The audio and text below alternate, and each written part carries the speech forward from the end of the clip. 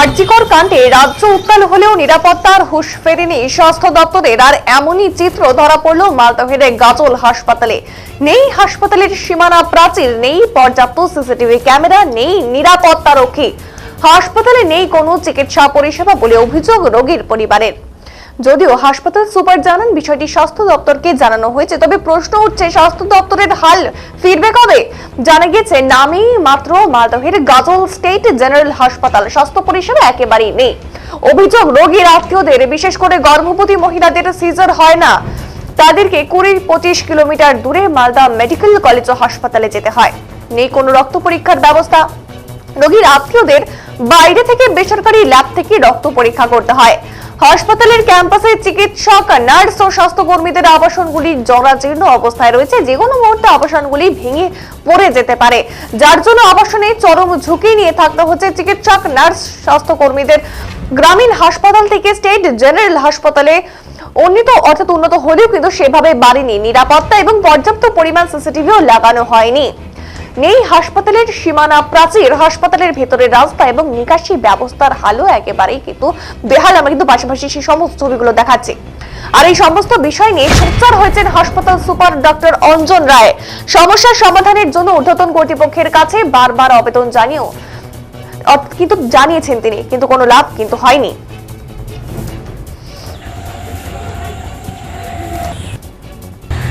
দেখছেন সেই ছবি যেখানে কিন্তু একেবারেই ভগ্ন দশা।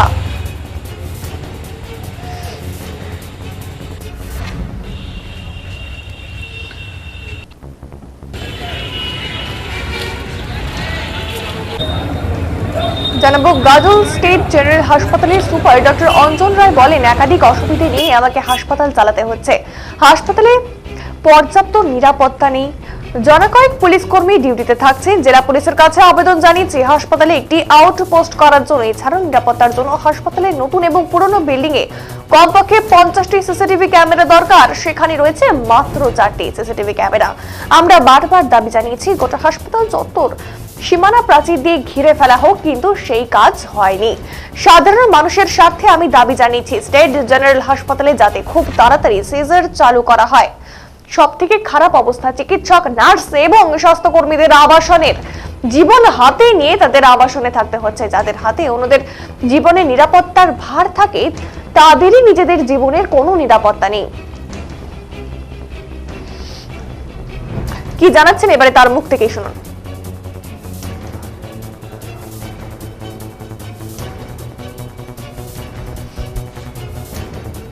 বলে আপনি এটা বলছেন সিজারিয়ান সেকশন চালু করার জন্য আমি আমাদের হাই অথরিটি আছে ডিস্ট্রিক্ট হেলথ অ্যান্ড ওয়েলফেয়ার সমিতি, তাদের এবং আমাদের স্বাস্থ্য ভবনে আমরা চিঠি করেছি। আমাদের 4 জন আছে গাইনোকোলজিস্ট, এবং আমাদের যাতে অবিলম্বে 4-5 জন নিয়ে আমরা ওটাকে চালু করতে পারি।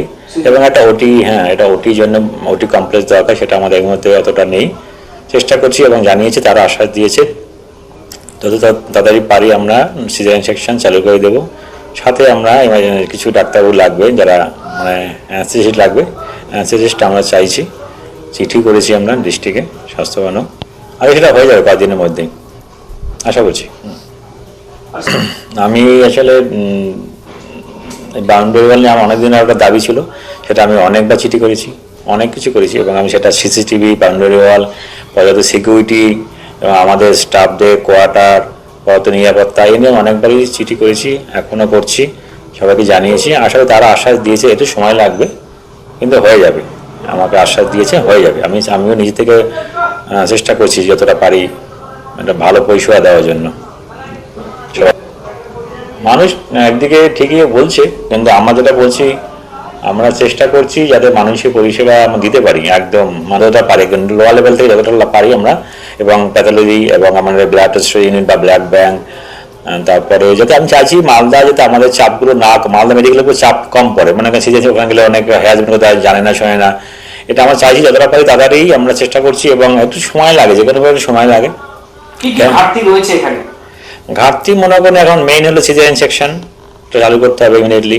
বাউন্ডারি ওয়াল লাগবে, সিসিটিভি লাগবে, আমাদের অল স্টাফ কোয়ার্টার খুব খারাপ, সেগুলো করতে হবে। এবারে শুনুন সাধারণ মানুষ তারা কি জানাচ্ছেন, যারা এই পরিষেবাগুলো সঠিকভাবে পাচ্ছেন না, তাদের মুখ থেকেই শুনুন। সমস্যা বলতে এখানে সিজার এরকম হয় না, সিজার করতে গেলে মালদা রেফার করতে হয় কিংবা আরও অন্য কোথাও যেতে হয়। এখানে আমরা চাই যে আমাদের কাছাকাছি এটা হসপিটাল, তো এটা একটু পরিষেবাটা যেন ভালো হয় আর একটু উন্নত হয়। বিল্ডিং তো ঠিকই আছে, কিন্তু হ্যাঁ, বিল্ডিংগুলো পরিচর্যা হয় না, মাঝে মাঝে ঘরের মধ্যে গাছ টাছ হয়ে যাচ্ছে, অনেক কিছু সমস্যা। অক্সিজেনের সমস্যা, অক্সিজেন ঠিকঠাক হয় না। তা আমরা চাই যে এর একটু উন্নতি হোক, হসপিটালের উন্নতি হোক, মানে আমাদের আশেপাশে গ্রামের লোকেরও উন্নতি হবে। হসপিটাল পাশাপাশি থাকলে বেশি একটু সুবিধা হবে, গ্রামের লোকের আসতে সুবিধা হবে। আমাদের গ্রাম থেকে আসতে গাজলে 10 মিনিট 20 মিনিট লাগে, মালদা গেলে 1 ঘন্টা লাগে। রুগী তো বেশি খারাপ রোগী হয়ে গেলে তো ওর তো অবস্থা আরো খারাপ। গর্ভবতী মহিলাদের খুব কষ্ট হয়। হ্যাঁ অবশ্যই, আমাদের সব গর্ভবতী বেশিরভাগই মালদা। এখানে খুব কমই আসে, মানে সিজার হয় না, তো ওই জন্য এখানে কমই আসে।